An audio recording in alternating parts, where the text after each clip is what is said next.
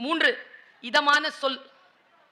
இந்த இதமான சொல் இருக்குல்ல, சொன்னாரே மைப்பா நாராயணன் திருமூலர், யாவர்க்குமாம் இறைவர்க்கு ஒரு பச்சிலை, யாவர்க்குமாம் பசுவிற்கு ஒரு வாயுரை, யாவருக்குமாம் உண்ணும் போது ஒரு கைப்பிடி, யாவருக்குமாம் பிறருக்கு இன்சொல் தானே. தர்மத்தில் சிறந்த தர்மம் இனிமையாக பேசுவது. ஒரு குறிப்பு சொல்றேன், வீட்டில் போய் யோசிச்சு பாருங்க. உடம்பிலிருந்து வெளியேறும் எல்லாம் நாற்றமானதுதான். பெற்ற தாயாக இருந்தாலும் ஒரு வயதிற்கு பிறகு முகம் சுளிப்பாள், கொண்ட மனைவியாக இருந்தாலும் முகம் சுளிப்பாள். உடலில் இருந்து வெளியேறும் எல்லாம் நாற்றமானது. ஒன்றே ஒன்றை மட்டும் முகத்தில் சுருக்கம் வராமல் சுளிப்பு வராமல் முன்னால் இருக்கின்றவர்களுடைய முகத்திலே புன்னகையை வரவழைக்கலாம் என்றால் நம்மிலிருந்து வெளிப்படக்கூடிய அந்த ஒன்று இன்சொல், இதமான சொல்.